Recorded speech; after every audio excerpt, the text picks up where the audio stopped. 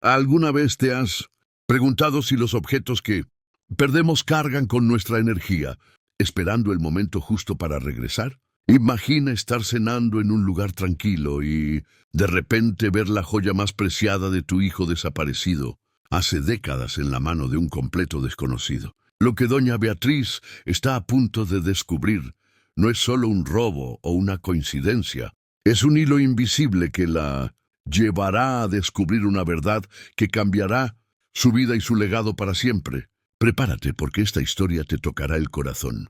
Si te gusta este tipo de contenido, no olvides suscribirte a nuestro canal Relatos que Marcan. Nosotros publicamos un video todos los días. Dale like al video si disfrutas de estas historias y déjanos en los comentarios contando de dónde eres y a qué hora nos escuchas.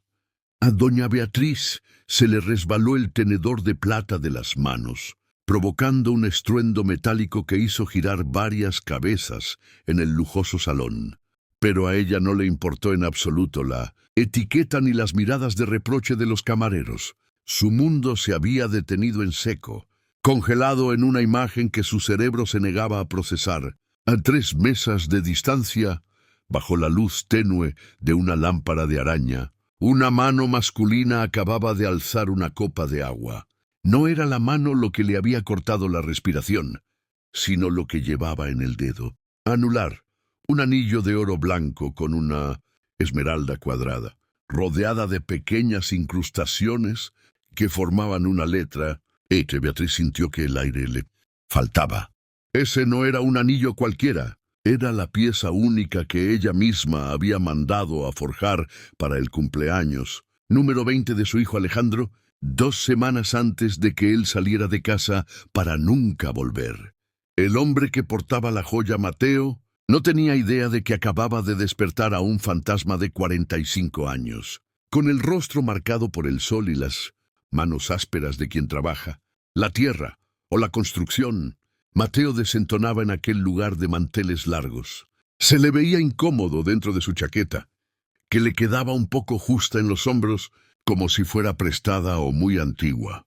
Sin embargo, su atención estaba volcada completamente en la pequeña criatura sentada frente a él. Lucía, su hija de 3 años, la niña, ajena al lujo y a la tensión invisible que empezaba a formarse, jugaba con una servilleta, riendo con esa pureza que solo tienen los niños que se sienten amados incondicionalmente. Beatriz se agarró al borde de su mesa para no desmayarse. Los recuerdos la golpearon como olas violentas. Hacía 20 años que no veía ese destello verde de la esmeralda. La policía había cerrado el caso de Alejandro como desaparición voluntaria. Pero una madre sabe, una madre siente cuando el hilo se rompe. Y ahora ese objeto sagrado estaba en la mano de un desconocido que parecía luchar para pagar la cuenta. La mente de Beatriz, afilada por el dolor y la soledad, comenzó a tejer historias oscuras. ¿Era ese hombre el responsable de su desgracia? ¿Había robado a su hijo o era un oportunista que encontró la joya y la vendió? La ira comenzó a reemplazar al shock. No podía dejar que ese hombre se fuera. Mateo, por su parte, suspiró discretamente revisando los precios del menú infantil. Le había prometido a su difunta esposa, Isabel, que en el aniversario de su partida llevaría a la niña a un palacio de princesas, y estaba cumpliendo, aunque eso significara comer fideos instantáneos durante el resto del mes. Acarició la cabecita castaña de Lucía. «Pide lo que quieras. Mi amor, hoy eres la reina», le dijo con voz suave. Al mover la mano para acomodar el cabello de la niña, la esmeralda volvió a captar la luz. Mateo giró el anillo inconscientemente con el pulgar.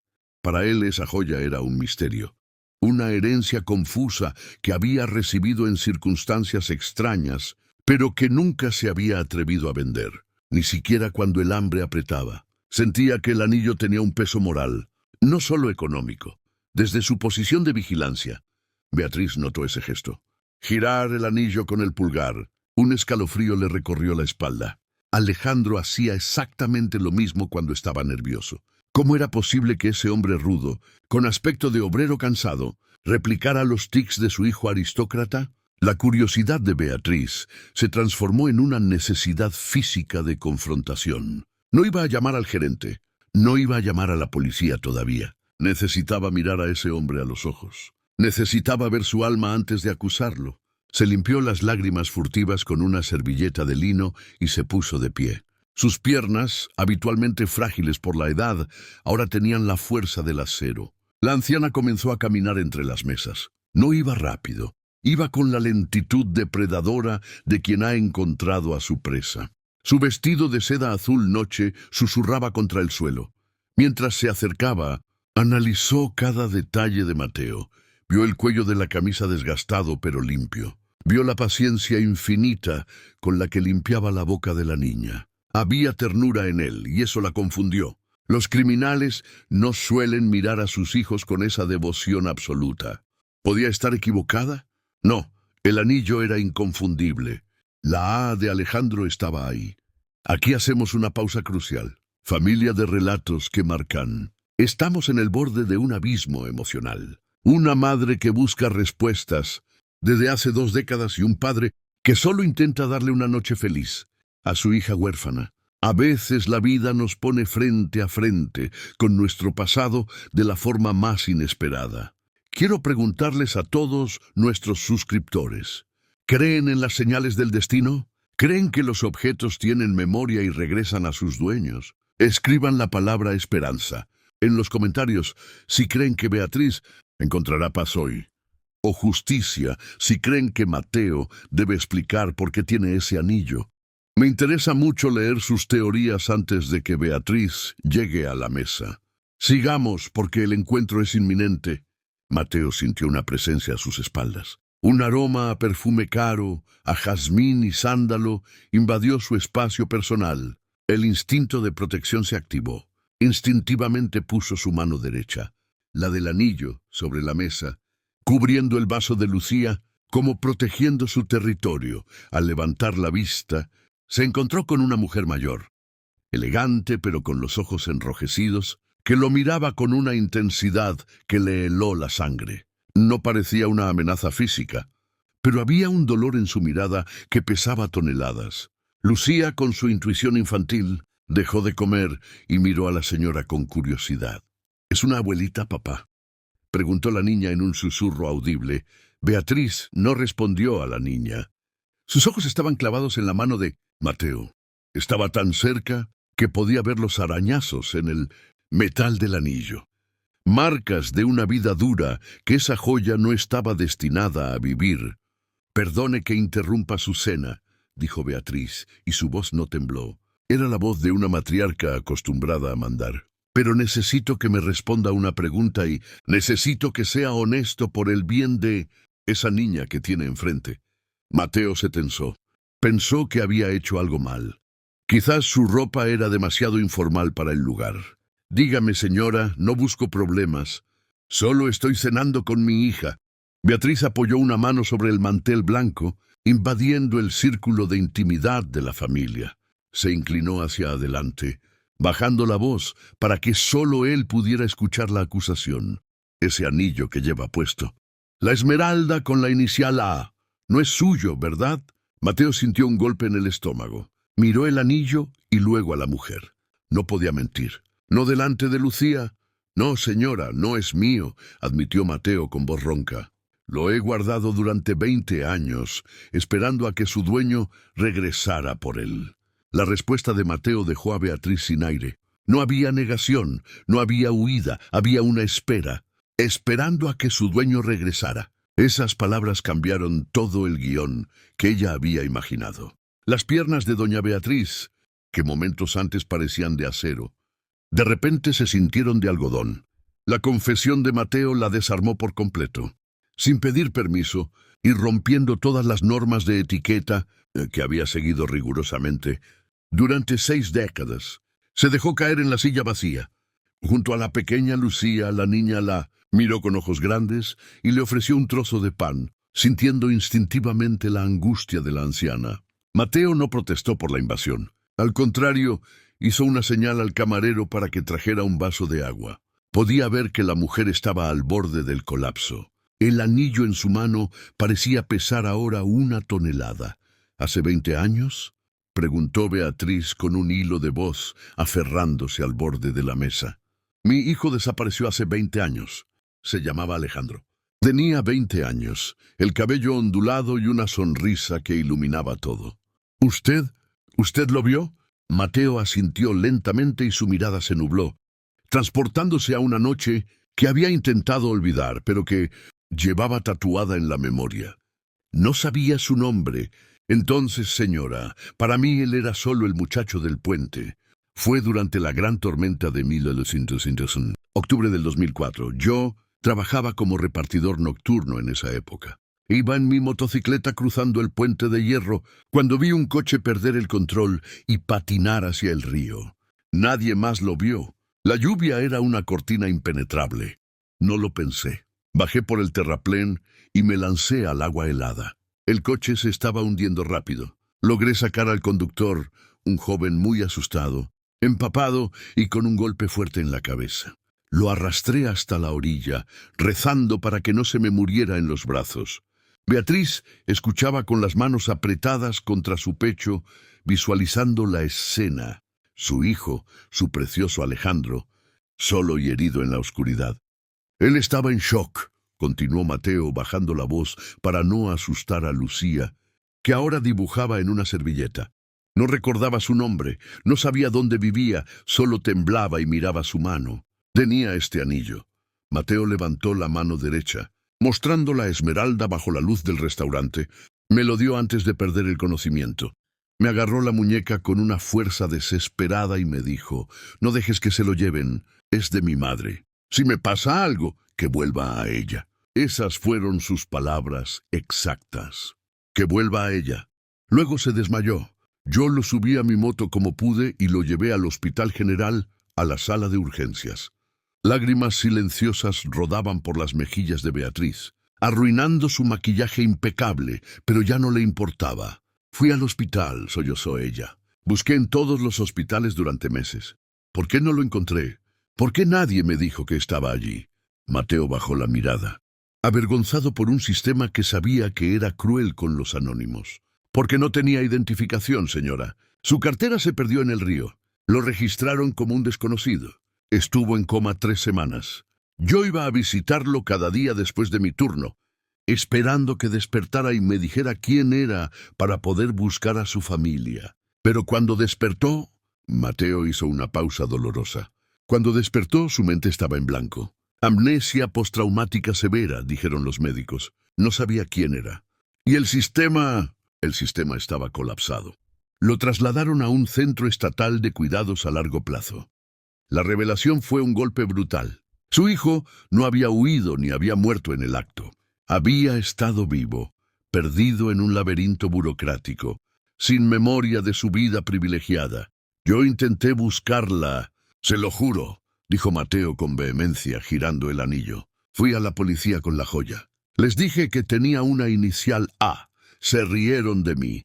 Dijeron que era un anillo barato, que seguro lo había robado yo, y estaba inventando una historia. Un oficial me dijo que si no entregaba el anillo, me arrestaría por robo. Así que huí. Me quedé con el anillo porque era la única pista, la única conexión que ese muchacho tenía con su pasado. Prometí que lo cuidaría hasta que él recordara, pero nunca recordó lo suficiente. Beatriz extendió una mano temblorosa y tocó el brazo de Mateo. La tela áspera de su saco contrastaba con la suavidad de su piel cuidada. ¿Usted lo cuidó?», preguntó ella con la esperanza y el terror mezclados en su garganta. «No podía dejarlo solo, señora. Yo era huérfano.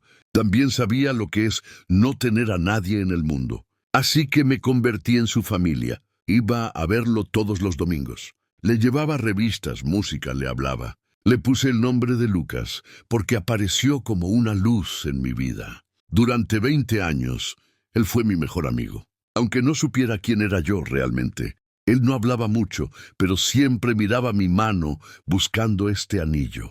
Le daba paz verlo. Sabía que estaba a salvo. Aquí hacemos una pausa emocional profunda. Estamos descubriendo que Mateo no es un ladrón, sino un héroe silencioso, Un hombre pobre que adoptó a un desconocido rico como su hermano solo por humanidad. Familia de relatos que marcan, esta historia nos toca el alma. ¿Cuántos de nosotros haríamos lo mismo? Cuidar a un extraño durante 20 años, sin pedir nada a cambio, es el nivel más alto de amor al prójimo. Quiero preguntarles, ¿alguna vez han cuidado de alguien que no era su familia? Escriban la palabra compasión en los comentarios si creen que Mateo merece un premio del cielo. Y si están llorando como yo, no olviden compartir este video. Sigamos, porque Beatriz necesita saber dónde está su hijo ahora. ¿Dónde está?, preguntó Beatriz, poniéndose de pie de golpe, casi tirando la silla. Lléveme con él, tengo que verlo.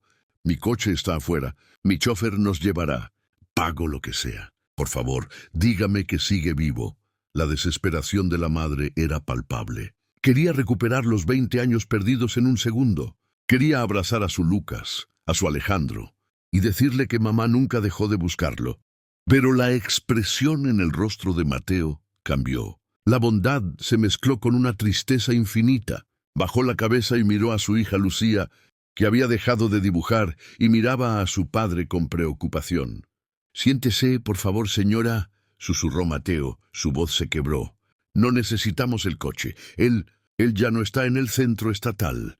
Beatriz sintió que el mundo se volvía negro. «¿Murió?», preguntó con el corazón desgarrado. «¿Llegué tarde después de 20 años? ¿Llegué tarde por unos días?» «No, no murió», dijo Mateo rápidamente, viendo el pánico en sus ojos. «Bueno, no en el sentido que usted piensa. Hace 3 años, él enfermó gravemente de una infección pulmonar. Estuvo muy mal. Yo no tenía dinero para un hospital privado. Gasté todos mis ahorros, vendí mi moto, hice todo lo que pude, pero él se fue apagando». Mateo tomó aire, preparándose para soltar la verdad que había guardado con tanto celo. La noche antes de que su cuerpo se rindiera, tuvo un momento de lucidez. Solo uno. Me miró a los ojos, vio el anillo y sonrió. Me dijo: «Dile a Beatriz que la perdono. Dile que no fue su culpa». Fue la primera vez que dijo un nombre: Beatriz. Yo no sabía quién era Beatriz. Busqué ese nombre en listas de desaparecidos, en periódicos viejos, pero Beatriz es un nombre común. Cuando él falleció, lo enterré en una tumba digna, no en una fosa común. Pagué su entierro con el trabajo de 2 años y me puse el anillo. Me lo puse para que si algún día me cruzaba con esa tal Beatriz, ella viera la joya. Y hoy usted me vio. El llanto de doña Beatriz no fue escandaloso. Fue un quiebre silencioso y profundo, como una represa que cede ante años de presión. Se cubrió el rostro con las manos enjolladas, sollozando el nombre de su hijo. «Me perdonó», repitió ella entre lágrimas. «Él me perdonó. Usted no lo sabe, Mateo, pero la noche que se fue peleamos. Peleamos terriblemente. Yo quería controlar su vida. Quería que se hiciera cargo de la empresa familiar y él amaba el arte. Le dije cosas horribles. Le dije que si cruzaba esa puerta, dejaría de ser mi hijo. Y él cruzó la puerta. Durante 20 años esas palabras me han quemado la lengua. Cada mañana pensé que había muerto odiándome. Saber que pensó en mí al final es el regalo más grande que me ha dado». Mateo, conmovido, extendió su mano y, rompiendo la barrera social, tomó la mano de la anciana sobre la mesa. El anillo de esmeralda brilló bajo la luz, ahora no como un objeto robado, sino como un puente entre 2 mundos. «Él nunca la odió, señora», dijo Mateo con suavidad. Aunque su memoria estaba rota, su corazón estaba intacto. Siempre hablaba de una sombra elegante que lo cuidaba en sus sueños. «Ahora sé que era usted. Él encontró paz antes de irse, y estoy seguro de que donde quiera que esté, está sonriendo al ver que usted vino a buscarlo. El amor de madre es un faro que ni la muerte puede apagar». Beatriz se secó las lágrimas con un pañuelo de encaje, recuperando un poco de su compostura, aunque sus ojos seguían brillando de dolor. Miró a Mateo con una gratitud nueva. «Mateo, usted le dio a mi hijo la familia que yo le negué con mi orgullo. Usted pagó su entierro cuando yo debería haberle hecho un mausoleo. Estoy en deuda con usted de por vida. Quiero ir a verlo. Quiero ver su tumba y quiero devolverle cada centavo que gastó en él, con intereses. No, no me rechace, es lo mínimo que puedo hacer. Mateo negó con la cabeza humildemente. No lo hice por dinero, doña Beatriz. Lo hice por humanidad, pero la llevaré a su tumba mañana mismo. Sin embargo, hay algo más, algo que usted debe saber antes de irnos de este restaurante. La atmósfera en la mesa cambió de nuevo. El tono de Mateo se volvió serio, casi solemne. Miró a la pequeña Lucía, que se había quedado dormida sobre sus brazos cruzados en la mesa, ajena al drama de los adultos. Mateo acarició el cabello castaño de la niña. Muchas gracias por escuchar hasta aquí. Si te gusta este contenido, no olvides suscribirte a Relatos que Marcan. Publicamos historias como esta todos los días. Si te está gustando, dale un like y cuéntanos qué opinas en los comentarios. Le dije que mi esposa Isabel falleció hace un año, pero no le conté toda la historia de Isabel. Ella era enfermera en el centro estatal donde cuidaban a su hijo, mi Lucas. Ella fue la única que lo trataba con cariño. Además de mí, pasaban horas hablando. Isabel le leía cuentos y él, en su estado confuso, se sentía comprendido por primera vez. Beatriz escuchaba atentamente, sin entender a dónde iba la historia. ¿Se enamoraron?, preguntó ella, intuyendo un romance trágico. Sí, respondió Mateo. Fue un amor extraño, roto y hermoso. Alejandro, o Lucas como lo llamábamos, tenía momentos de lucidez. En esos momentos, él e Isabel conectaron profundamente. Yo solo era el amigo que miraba desde fuera, feliz de verlo sonreír. Pero entonces Alejandro enfermó. Sabíamos que se iba a ir. Isabel no se separó de su lado y poco antes de morir, Alejandro me hizo prometer dos cosas. La primera fue que le entregara el mensaje a Beatriz.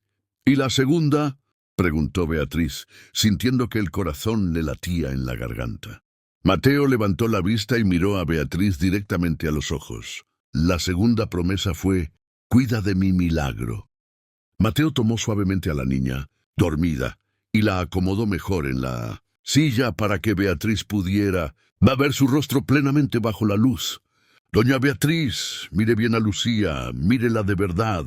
No tiene mis ojos oscuros, no tiene mi piel morena. Tiene el cabello ondulado y claro, y cuando despierta tiene los ojos de color miel.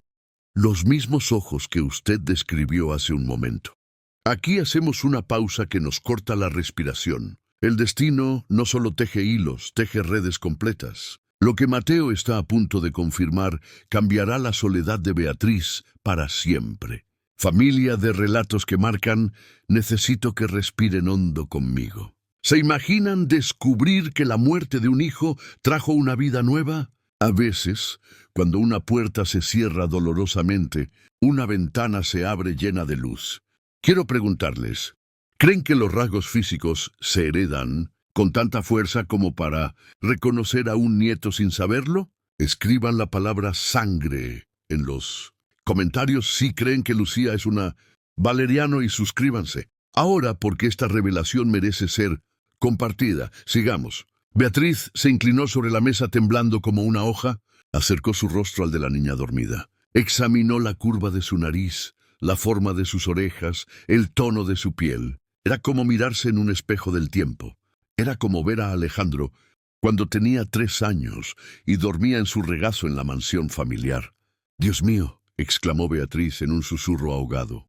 «Esos rizos, esa barbilla es idéntica a mi padre. Mateo, me está diciendo lo que creo que me está diciendo.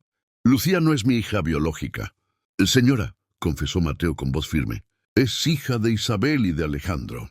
Isabel quedó embarazada poco antes de que él falleciera. Alejandro supo que iba a ser padre en su lecho de muerte y eso fue lo que le dio paz para irse.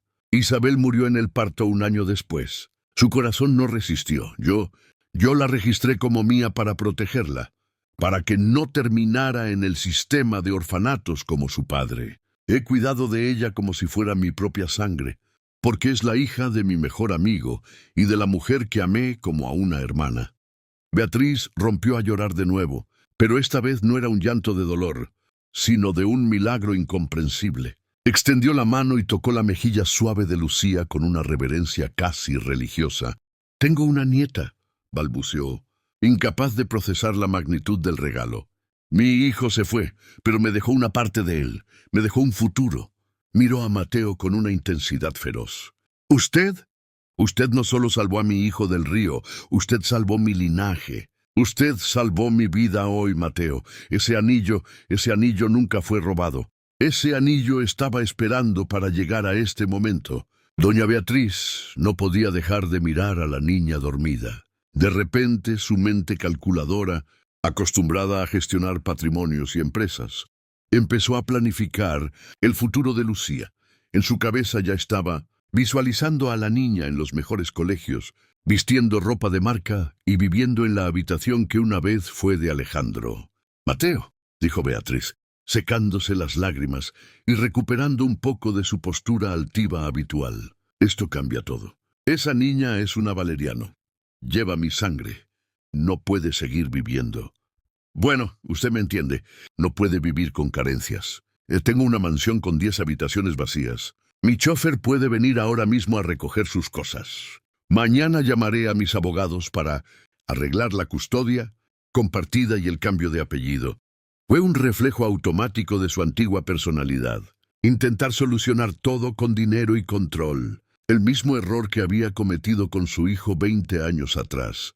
La reacción de Mateo fue inmediata y firme. Retiró suavemente su mano de la de Beatriz y se echó hacia atrás en la silla, creando una distancia física y emocional. Su rostro se endureció. «Un momento. Señora», dijo con voz grave, protegiendo a la niña con su cuerpo. «Le agradezco su oferta, pero Lucía no es un mueble que se muda de casa. Ella no sabe quién es usted. Para ella yo soy su papá. Yo soy quien le cura las rodillas cuando se cae y quien le lee cuentos por la noche. No voy a permitir que la arranquen de su mundo solo porque usted tiene una mansión. El dinero no compra el amor, doña Beatriz. Si Alejandro me la confió a mí, fue porque sabía que yo le daría un hogar, no un castillo frío. Si quiere ser parte de su vida, tendrá que ganárselo, no comprarlo». Las palabras de Mateo golpearon a Beatriz como una bofetada de realidad. Se quedó helada, mirando al hombre humilde que tenía la dignidad de un rey. De repente vio en Mateo el reflejo de la rebeldía de Alejandro. Se dio cuenta con terror de que estaba a punto de cometer el mismo error que le costó a su hijo. Había intentado controlar a Alejandro y lo perdió. Si intentaba controlar a Mateo, perdería a su nieta antes de conocerla. Beatriz bajó la mirada, avergonzada. «Tiene razón», susurró con la voz quebrada por la humildad. «Perdóneme, Mateo. Es la costumbre de una vieja sola que piensa que puede arreglar el dolor con cheques. No quiero cometer el mismo pecado 2 veces. Por favor, no me aleje de ella. Acepto sus condiciones. Haré lo que usted diga. Solo quiero conocerla». Mateo vio el arrepentimiento, sincero en los ojos de la anciana, y su postura defensiva se relajó. Asintió levemente. «Está bien, doña Beatriz. Empecemos despacio». Mateo hizo un gesto al camarero para pedir la cuenta, pero Beatriz fue más rápida con un movimiento elegante. Interceptó al camarero y puso su tarjeta de crédito dorada sobre la bandeja. «Por favor, Mateo», dijo ella con una sonrisa triste, «déjeme invitarles a esta cena, no como caridad, sino como abuela. Es la primera cena que comparto con mi familia en 2 décadas. Concédame ese honor». Mateo dudó un segundo mirando el anillo en su dedo y luego asintió. «Está bien». «Gracias, señora». Salieron del restaurante El Palacio de Cristal juntos. La noche era fresca y el contraste entre sus mundos se hizo evidente en la acera. El chofer de Beatriz esperaba junto a un lujoso sedán negro brillante, mientras que el transporte de Mateo era una camioneta vieja y despintada estacionada 2 calles más abajo. Beatriz miró a Lucía, que seguía dormida en los brazos fuertes de Mateo, y sintió un impulso de protegerla del frío, pero se contuvo. Recordó que debía respetar el espacio de Mateo. «Mañana iré al cementerio», dijo Beatriz ajustándose el abrigo. ¿Podría acompañarme? No creo que tenga fuerzas para enfrentar la tumba de Alejandro sola». «Allí estaremos», prometió Mateo, «a las 10 de la mañana. Descanse, doña Beatriz». Hoy ha sido un día de muchas emociones. A la mañana siguiente, el cementerio municipal estaba bañado por una luz dorada y suave. No era el cementerio exclusivo donde estaban enterrados los ancestros de los Valeriano, sino un lugar sencillo, lleno de flores silvestres y cruces de madera. Beatriz llegó vestida de negro riguroso, apoyada en un bastón, con el corazón latiéndole en la garganta. Cuando vio a Mateo y a Lucía esperándola junto a una tumba bajo un roble viejo, se detuvo. La tumba no era un montículo de tierra olvidado. Tenía una lápida de piedra limpia grabada a mano con el nombre Lucas, amigo y hermano, y estaba rodeada de flores frescas que claramente Mateo cuidaba con esmero. Beatriz rompió a llorar al ver que, incluso en la muerte, su hijo había sido amado. Aquí hacemos una pausa reflexiva. El momento del reencuentro entre una madre y su hijo fallecido es sagrado. Beatriz descubre que el amor no depende del dinero, sino de la presencia. Mateo, con sus pocos recursos, le dio a Alejandro un descanso más digno que cualquier mausoleo de mármol frío. Familia de relatos que marcan. Quiero preguntarles, ¿creen que la familia se define por la sangre o por la lealtad? Mateo fue más hermano para Alejandro que nadie. Escriban la palabra lealtad en los comentarios si creen que Mateo es el verdadero héroe de esta historia. Y si están emocionados con este encuentro en el cementerio, denle like al video para que esta historia de amor llegue a más personas. Sigamos, porque Beatriz tiene una propuesta que cambiará sus vidas. Beatriz se arrodilló sobre la tierra, húmeda sin importarle manchar su vestido de diseñador. Acarició el nombre grabado en la piedra. «Perdóname, hijo mío», sollozó. «Perdóname por tardar tanto. Gracias por esperarme y gracias por dejarme este milagro». Miró a Lucía, que estaba poniendo una flor amarilla sobre la tumba de su papá del cielo, como Mateo le había enseñado. Mateo observaba en silencio, respetando el duelo. Él sabía que vendría. «Señora», dijo Mateo, «siempre me decía que su madre era una mujer fuerte que nunca se rendía». Tenía razón. Después de un largo rato, Beatriz se levantó con ayuda de Mateo. Se limpió las lágrimas y miró al hombre a los ojos con una determinación nueva. Ya no era la mujer rota de la noche anterior. Era la matriarca que había encontrado un propósito. «Mateo, he estado pensando toda la noche. Vivo sola en una casa de 1000 metros cuadrados. Mis días son silenciosos y tristes. Usted vive en un apartamento pequeño y trabaja de sol a sol. Lucía necesita una abuela y un futuro seguro. Usted necesita ayuda, aunque sea demasiado orgulloso para pedirla. No quiero comprar a la niña, quiero proponerle una alianza». Mateo la miró con cautela. «¿Qué tipo de alianza?» «Vengan a vivir a la mansión», dijo. Beatriz rápidamente antes de que él pudiera negarse. «No como empleados, ni como huéspedes, como familia. Hay una casa de huéspedes en el jardín totalmente independiente. Usted tendría su privacidad. Podría seguir trabajando en su taller si quiere o podría ayudarme a administrar las fundaciones de la familia. Yo me encargaría de la educación de Lucía. Pero usted seguiría siendo su padre, su autoridad. No quiero quitarle su lugar, Mateo. Quiero compartir el mío. Quiero que esa niña corra por el jardín donde jugó su padre.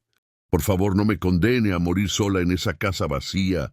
Mateo miró el jardín de la mansión a través de la ventanilla del coche en su imaginación, pensando en la propuesta. Luego miró a Lucía, que jugaba cerca, y finalmente miró a Beatriz. El orgullo de hombre trabajador le gritaba que rechazara la oferta, que siguiera luchando solo.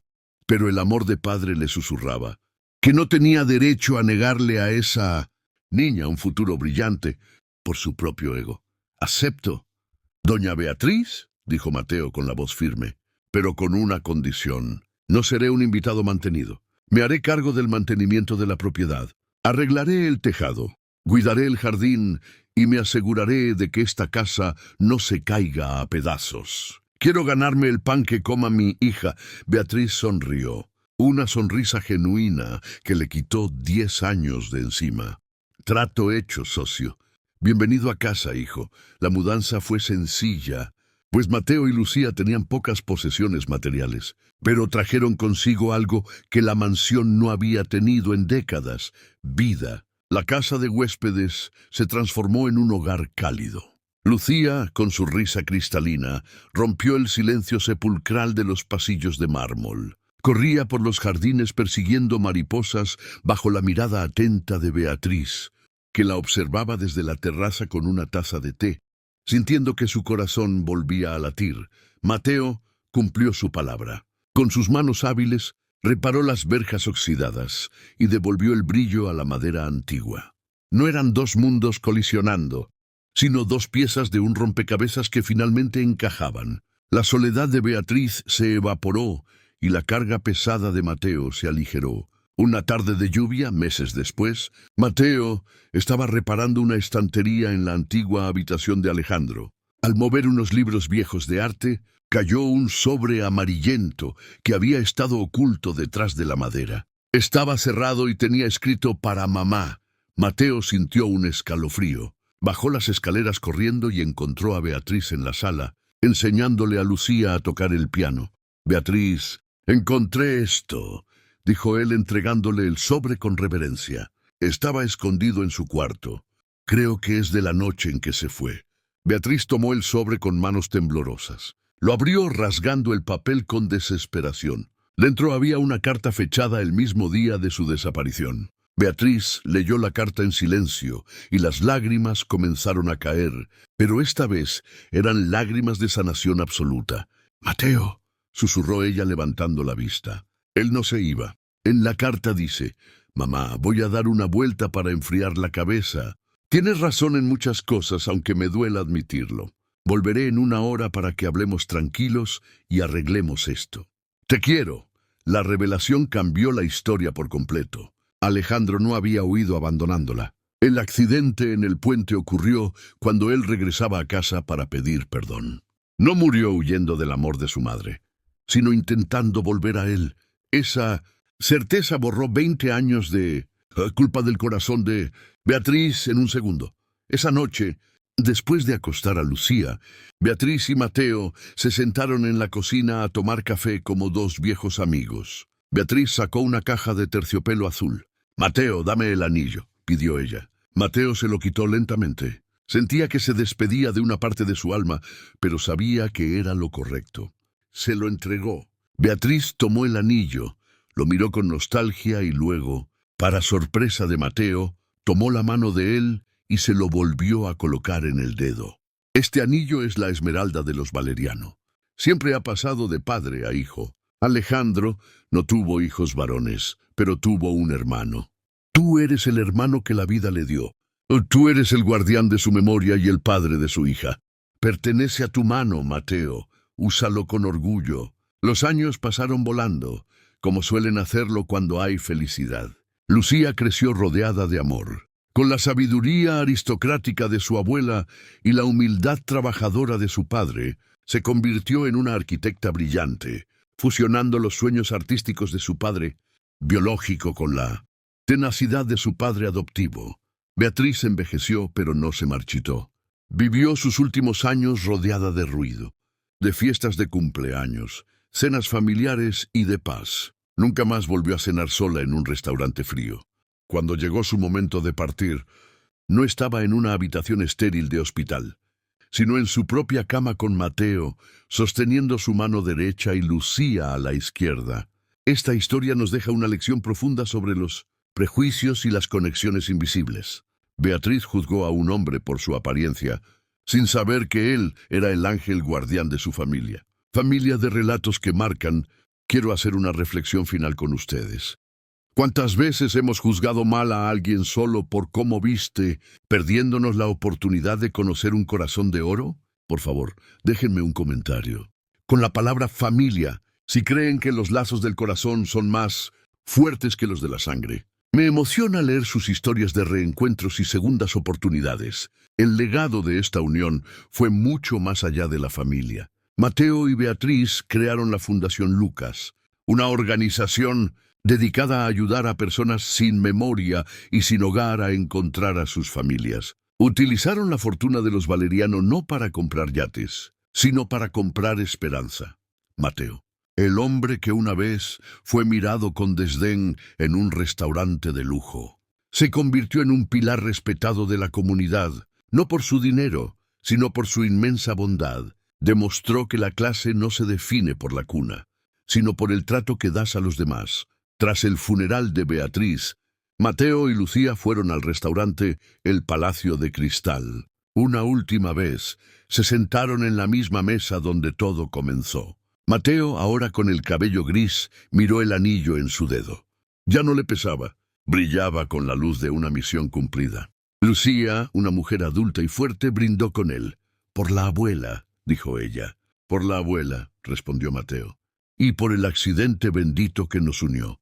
No había tristeza en sus ojos, solo la gratitud de saber que a veces perderse es la única manera de encontrarse verdaderamente. Un anillo perdido, una madre arrepentida y un padre valiente nos enseñaron que el amor siempre encuentra el camino a casa, incluso si tarda 20 años. El día de la boda de Lucía, el jardín de la mansión estaba cubierto de rosas blancas, las favoritas de doña Beatriz. Mateo, con un traje impecable y el cabello completamente plateado por el tiempo, caminó hacia el altar del brazo de la mujer en la que se había convertido aquella niña pequeña del restaurante. No caminaban sobre una alfombra roja, sino sobre el césped que ambos habían cuidado juntos durante años.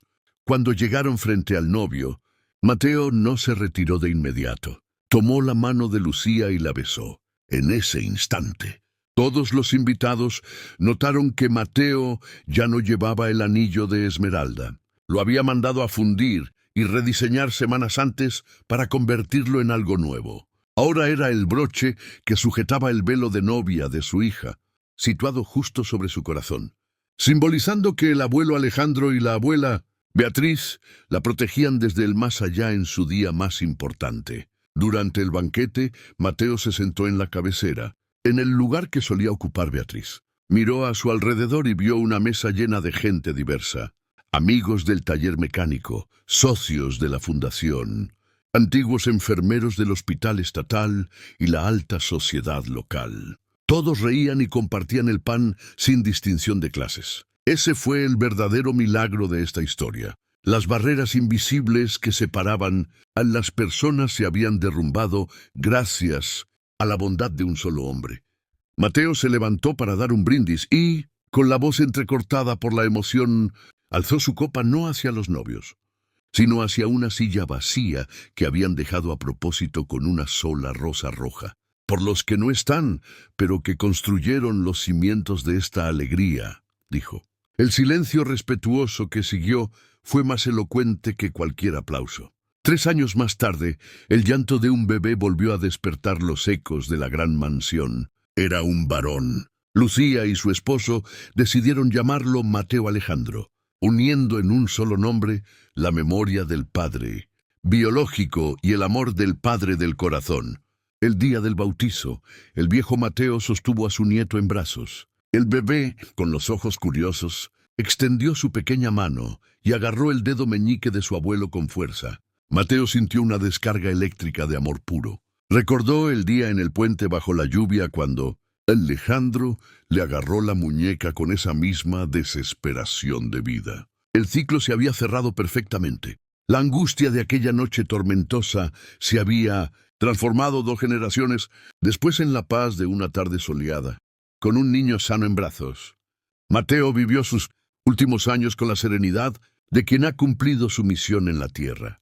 Pasaba las tardes sentado en el banco de piedra frente a las tumbas de Alejandro y Beatriz, que ahora descansaban juntos bajo la sombra del roble viejo. A menudo se le veía hablando solo, o eso pensaban los jardineros. Pero Mateo sabía que no estaba solo. Les contaba las travesuras del pequeño Mateo Alejandro. Les hablaba de cómo la fundación había salvado a otro joven de la calle y les agradecía por haberle permitido ser parte de su historia. Una tarde de otoño, Mateo se quedó dormido en ese banco con una sonrisa plácida en el rostro y una foto antigua de Lucía en el bolsillo de su camisa. Se fue en silencio, sin dolor, tal como había vivido, sin hacer ruido. pero dejando una huella imborrable. Hoy, si visitas la mansión, que ahora es parcialmente un museo y sede de la fundación, verás en la entrada un cuadro grande. No es un retrato de aristócratas antiguos. Es una pintura realista basada en una foto tomada con un celular. Un hombre con ropa de trabajo, comiendo pasta con una niña pequeña en un restaurante elegante. Debajo del cuadro, una placa dorada reza: "La familia no nace, se hace con actos de amor". Y cuentan los empleados que en las noches, tranquilas, a veces se escucha el sonido de un piano y una risa grave de hombre, como si Mateo, Beatriz y Alejandro siguieran celebrando, en algún lugar donde no existe el tiempo ni el dolor, la fortuna de haberse encontrado. Gracias por leer esta historia hasta el final. Que el amor sea siempre su brújula.